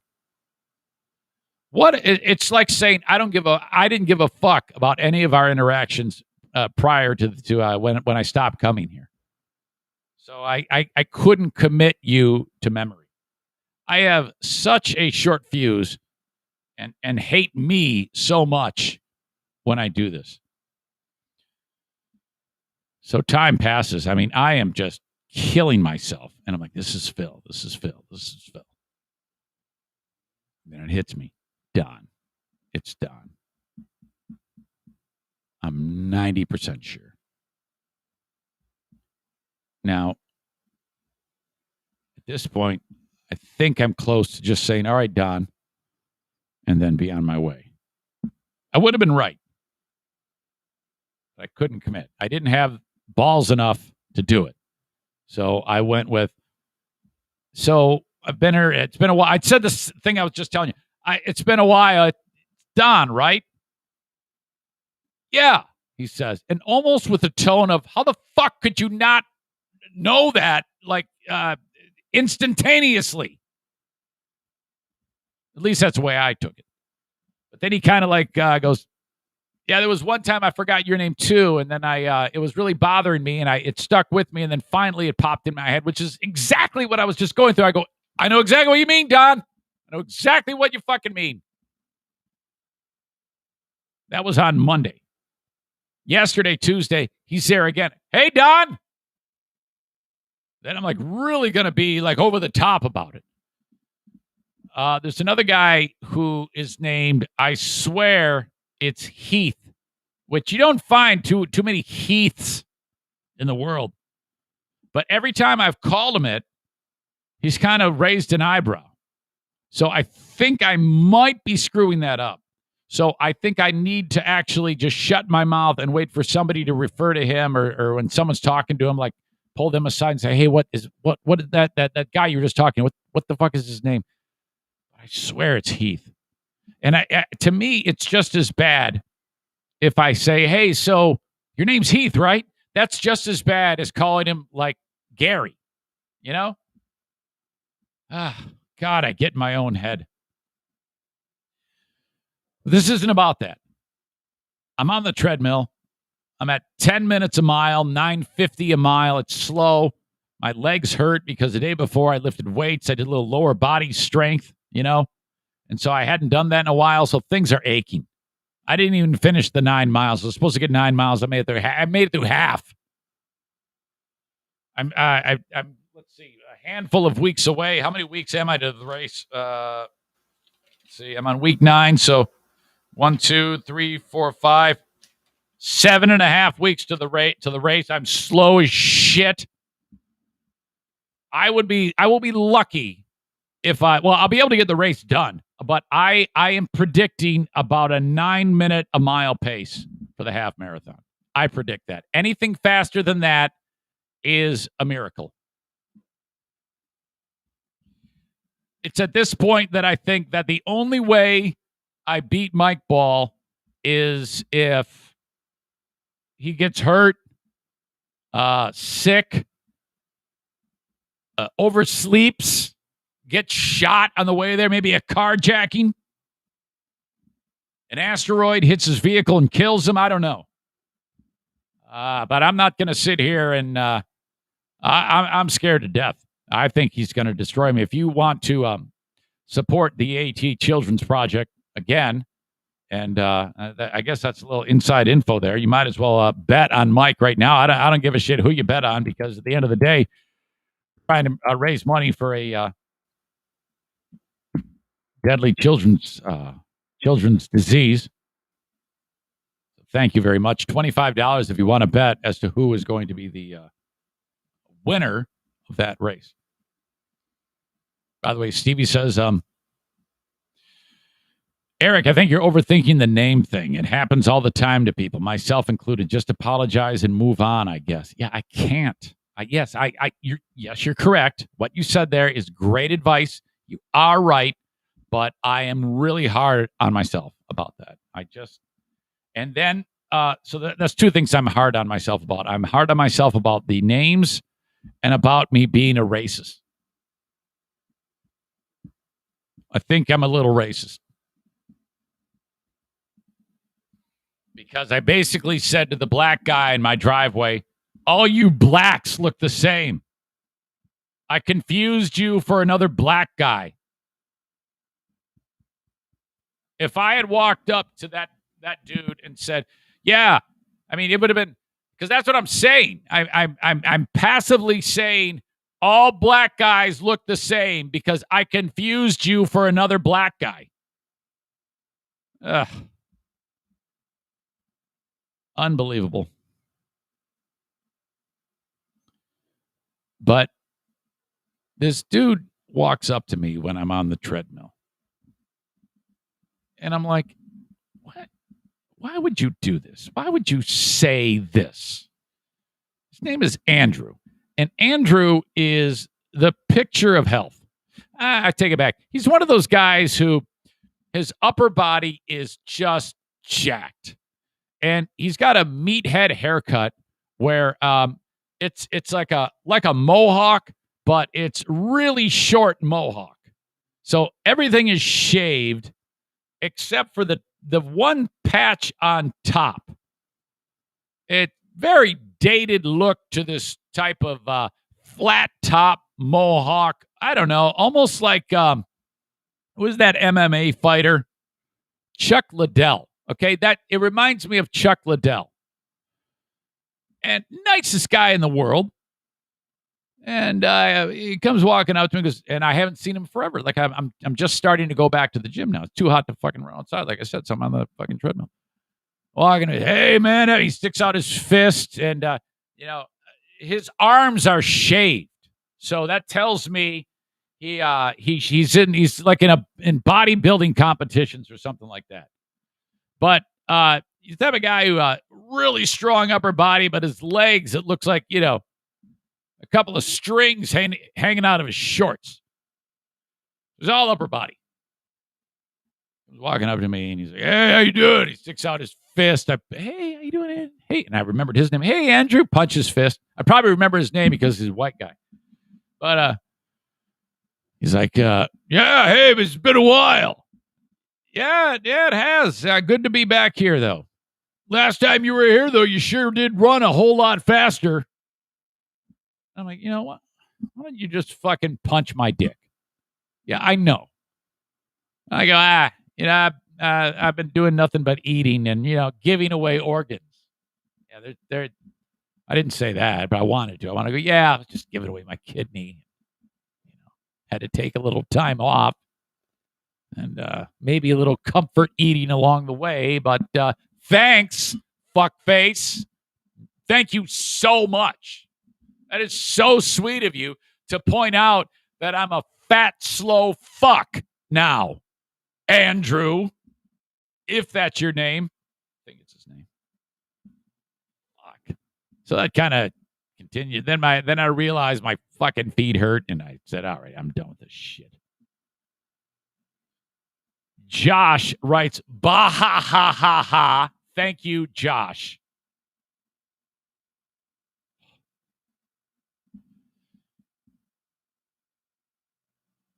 And I should say, Andrea says, it looks like he skips leg day. I wish I had the ability to think of those things when people insult me like that. So I can say, yeah, thanks. Haven't seen you in a while. Looks like you skipped leg day. That would be great. But I always just sit there and get pissed off, and I miss the opportunity to say something. I always want to fucking say something. And then after they leave, and then I'm like, yeah, you know what I should have said? I should have said this. God. Then he is sitting there in the free weights area, and he's with this dude named Brian. And these guys work out today. They work out on this day together, I should say. And I come walking up, and I usually make a crack like, yep, I'm here to offer tips on weightlifting, guys, if you need help. So they kind of like jump in and joke about that. But you know what they're doing? They're taking 45-pound plates. These guys, they're so fucking strong. And I'm on my back bench pressing with 15-pound dumbbells. 15 pounds. And I'm not doing flies. I'm benching with 15 pounds dumbbells. And I went up to 20, and then that was it. I couldn't do any more. And they go, yeah, have you had enough? You had enough there? How come you're not doing more? And I'm like, fuck you. These assholes have 45-pound plates, and they're holding them out with straight arms. Okay, so if you hold a 45-pound plate up to your chest, that's one thing. They're holding it out from their body, and then they're turning the plates like steering wheels. Okay, and this has, I'm guessing, some extreme stress, causes extreme stress to like the shoulder girdle area. And like the back, I imagine that is really, really hard to do. If I wanted to do the same thing, I would need a 5-pound fucking weight to do this. I would look like I'm playing Mario Kart. Oh, it sounds it looks remarkably difficult. And they're sitting there using that shit, those 45-pound weights. And there I am with my 15-pound dumbbells. It was horribly humiliating. They insulted me. Hey, you had enough? You sure you don't want to do some more? Andrea says those dudes' delts are probably huge. They are. They look like, they've got like, so you got like the shoulder, and then you've got, like the neck. It goes from the neck down to the shoulder like a slope. Okay, I think that's called the trapezius. They're like enormous. It's crazy big shoulders. Like, what the fuck? I got the fuck out of there. Couldn't handle it. That was my gym experience. Total humiliation. Total humiliation. I always feel bad for the ladies there because I know that these fucking scumbag, not necessarily these two, but there are people there that really, really, like I was telling you about with Maddie, that ogle them and look at them, stare at these women, and do terrible things. It's like, my God. Gruesome. All right, I want to get into this. I want to talk a little bit about yesterday's show. What started out as me simply telling the story about my interaction with somebody that I despise, Kyle, from my old radio show. Now, a little bit more context, just so you understand, because I don't think these fucking assholes on the Free Beer and Hot Wings Reddit understand where the fuck I'm coming from. Despite the unbelievable amount of context I give you about my relationship with Kyle, which was tremendous. I loved Kyle, handpicked to be my partner on the radio. And 6 days into our tenure, because of something he did and then lied about, was his undoing. Don't believe me? Ask him. This is something you should ask him. All I can tell you is, why in the world would I be, oh my God, get him the fuck out of here? Why would I do that when I handpicked him to be on my show? Okay? I gave you the very specific details about when Andrew Cloudkicker reached out to me via Facebook Messenger and gave me some very, very, very unbelievable information that I did not want to believe. Okay? And that was it. That's all it took. Okay? Reach out to Kyle and ask him about Andrew Cloudkicker and see what type of response you get. I can guarantee you will be ignored. You won't get anything. He knows. Ask him. Okay? So after talking about what I talked about on my show, my interaction with Kyle at Meyer, these fucking gutless piece of shit Reddit people, this first one is perfect. Leave it to Zane to be a pussy at the store and then talk 20 minutes of shit on his pathetic show, said underscore WJS3 underscore. So guy anonymously on Reddit throws me under the bus for how I handle. Oh, okay. Perfect. Oh, hello, pot. Say hello to kettle, you fucking moron. Space Fluffer writes, I find myself hate listening to Eric Zane. Well, thank you. I'm glad you're here. I can't believe how many poor choices he continually makes. He's in a slow spiral into oblivion. Well, I don't know. What do you mean by that? Please explain to me what poor choices I've made. You know what I love about these fucking pussies? Not a one of them will reach out to me with an email and tell me this essentially to my face electronically. Not a one of them. They would never do that. And if they did, they would make a fake email account to it. I'm right here. Say it to my face. Not a one of them. They post it anonymously on fucking Reddit. Okay, fine. I used to defend Zane a lot, and I thought he was really funny. But either I've changed, or he's finally dialed it up to the point where it's no longer funny. It just comes across as mean.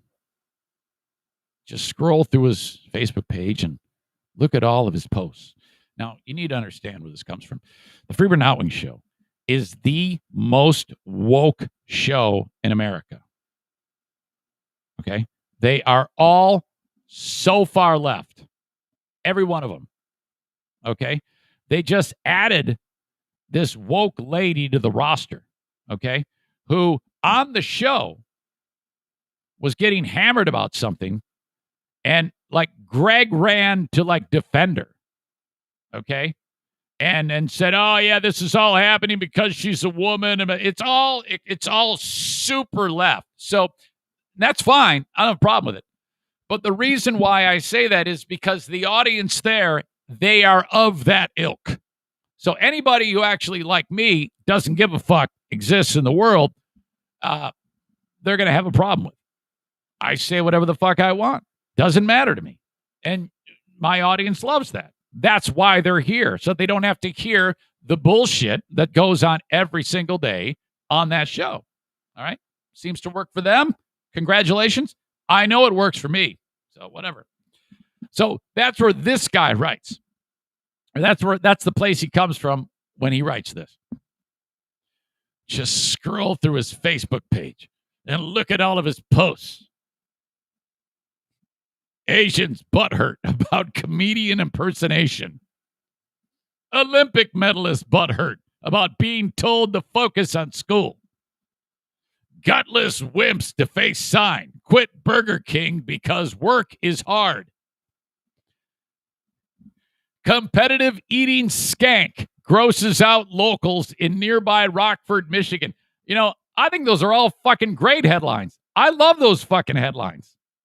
I enjoyed it, and that's all I care about. It's all obnoxious trolling, trying to be offensive as possible without even any attempt at humor. Well, look, you may say that I'm swirling into oblivion, but fuck, I'm still here making a living doing this, so it's kind of working out just the way I planned it. So I don't know what the fuck. Wow, this person writes, sounds like he's losing it. I listened to his podcast for a few months when it came out, but just lost interest. He surely wasn't this over the top then. Are you fucking crazy? I've always been like this. This one writes, I think so too. He went off with some rant about the vaccine and how he wants the military to start kicking indoors and jabbing people whether they want it or not. You fucking idiots. Okay, dude, everything I say is exaggerated. Everything. It's always over the top. If you don't, this is what I talked about with Anthony. If you don't commit to that type of outrageousness, you have a show like theirs. Boring and saccharine, you fucking morons. Jesus. All of these morons that listen to that show have been lulled into complacency with that silly saccharine horseshit show. They think that's good. Okay? This person writes, I think this person kind of gets it. I think he's found out that his most loyal listeners really like to trash PC culture. Yeah, well, maybe, but don't forget, I also trash them about some of their decision making. And they don't seem to mind. They are a tough bunch, the audience that listens to this show. I can look at my audience in the face and tell them that they're a bunch of dumb fucks. And we still love each other. And they tell me the same fucking thing. And so I tell them to go fuck themselves. They tell me to go fuck myself. And then we hug. We're not a bunch of pussies like all the assholes that listen to that show. This person continues. So just take a shot at riling people up and go from there. But either I've changed or he's finally dialed it up to the point where it's no longer funny and just comes across as mean. So this person said something similar to that other person. Yeah, I mean, it's interesting. So there you go. You said it right there. Yeah, I mean, it's interesting. I feel like Freeburn Hot Wings has really changed since I started listening. I don't know. It seems like Zane has not. Thank you. That's a compliment. I know for me personally, my sensibilities and tastes have changed. Other people have not changed, and they probably still find Zane funny and also see Freeburn Hot Wings as watered down and PC. Yes! True. There's the, remember when we used to be able to camp for many, many things? They have this unrelenting refusal to accept that the world changing is not a personal attack against them. And so in most cases, they just lean harder into it. I feel like Zane is that way. In some cases. All those headlines you posted are probably seen as absolute gold by the most dedicated Zaniacs. Well, maybe. Maybe not. Don't care. That's just how I felt, and that's what I wanted to write. Another pussy writes, I'm caught somewhere in between where Zane's bullying just comes across as obnoxious to me, but Freeburn Hot Wings do seem a little bit watered down. That's an understatement. Like, I still really enjoy all the old clips on Saturdays, even the crude and offensive humor. So there you go. It was a rather one-sided affair where all of these fucking morons just beat the shit out of me. All right. Thanks. I'll take it. Kenneth writes, Zane, honestly, I thought you fell off before listening to your show the first time today. I admit I was wrong. So Kenneth must be kind of new back in, maybe hadn't listened in some time. And he says, and yes, they are very left. Keep it real, Zane. And I think to your point, that's absolutely true. Because when I started doing monologue style show, Eric, Mike, camera, nothing more, dogs, it's not easy. It's a bitch. So, there's a real learning curve to that. And I would like to think that over time I've adapted and been able to do this for extended time and, can handle it. It's easier to do now because I've been doing it for a long time. Adam says Hot Wings is left. Well, maybe not. I mean, I guess politically, Hot Wings is more of a moderate. Okay. But, so I guess he's a little bit more like I am. Him and I are closest politically. But the rest of them, I mean, he's outnumbered. I mean, you have the fucking woke society on that show. And even if he feels that way, you would never hear his true feelings on the show. He would never have the nerve. Nobody on that show would have the nerve to actually take the time and say, hey, this is how I feel about this. Because you know what the excuse is? It's not fun. It's no fun to do that. Fucking A, are you crazy? It's awesome. That's their excuse. It's not fun to talk about what everyone on the entire fucking planet is talking about. Are you crazy? That's why we part. Hey, why don't we talk about this today? No, man, I'd rather do Ask Amy. That show goes and reads Ask Amy and then does it on the air. They do that on the show. Ask Amy. What? Oh my God. Thank Christ I got fired. I wouldn't be able to live with myself.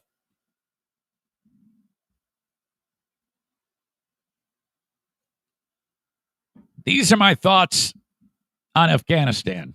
Totally changing gears here.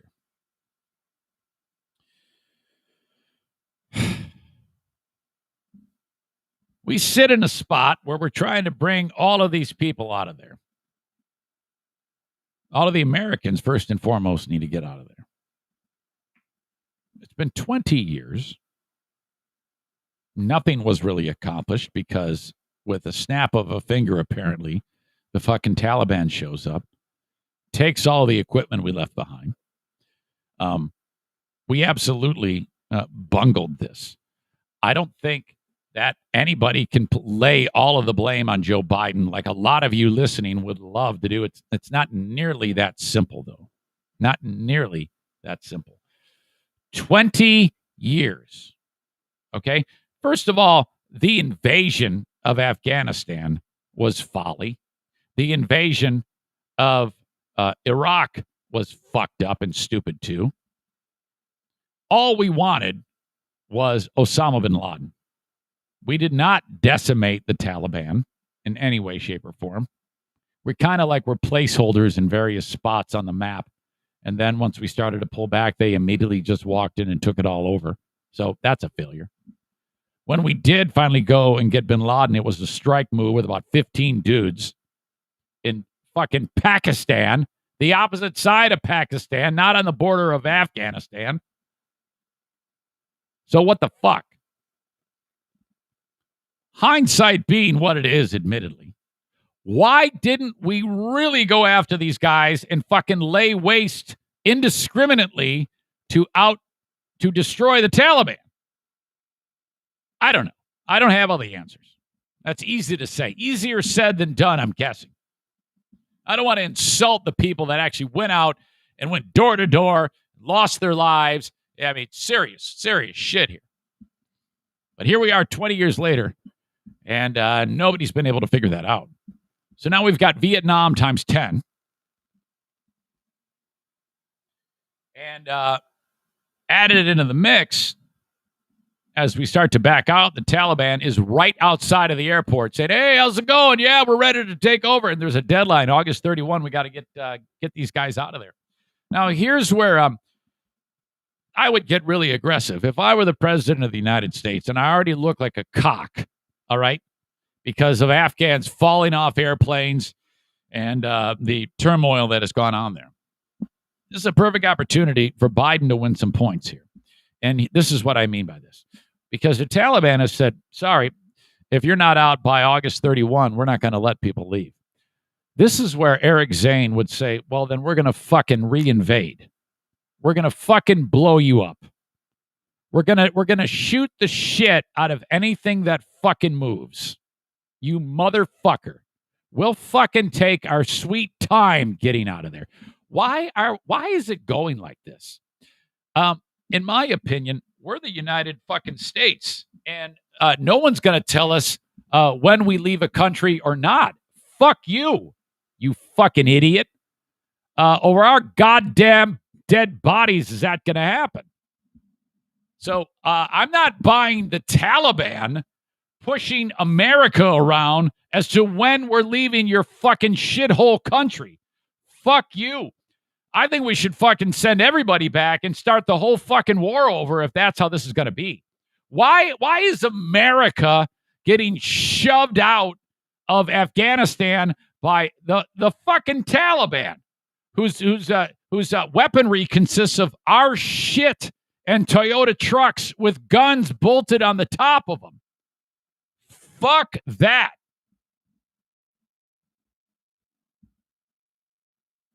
Not to mention this. By the way, it was some time ago as we approached the 2020 election.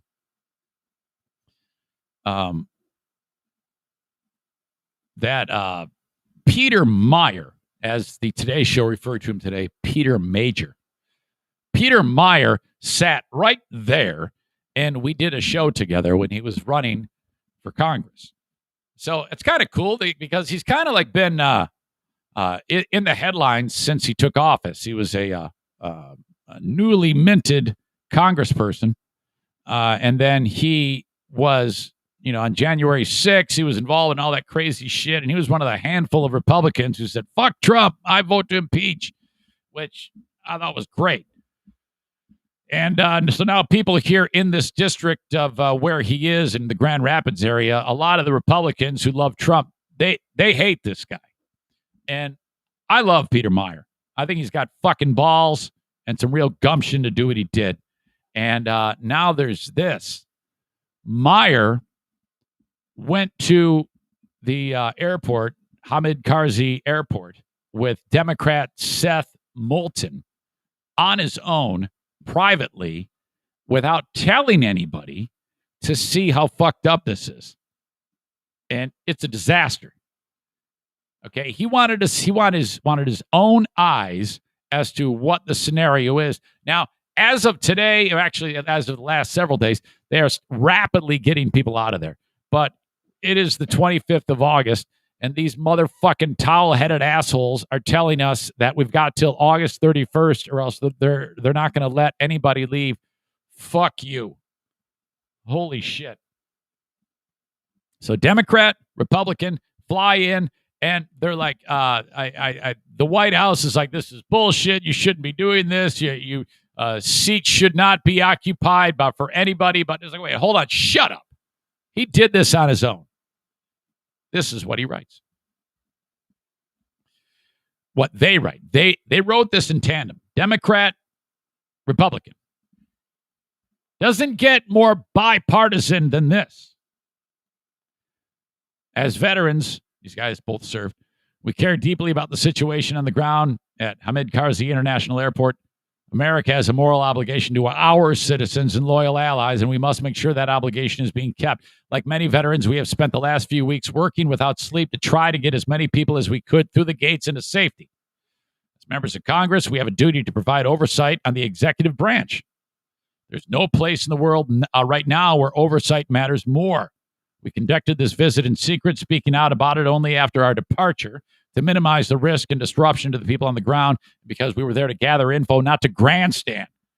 We left on a plane with empty seats, seated in crew-only seats, to ensure that nobody who needed a seat would lose one because of our presence. Washington should be ashamed of the position we put our service members in. They represent the best in America. These men and women have been run ragged and are still running strong. Their empathy and dedication to duty are truly inspiring. The acts of heroism and selflessness we witnessed at the airport should make America proud. I don't think anybody's disputing that. We came into this visit wanting, like most veterans, to push the president to extend the August 31st deadline. Biden's saying, oh, no, we'll be fine. We'll be fine. If I'm Biden, I don't risk it. I say, all right, we're going to try for the 31st. But if we miss it and anybody gives a shit, we're going to open fire on them and shoot the fuck out of these people.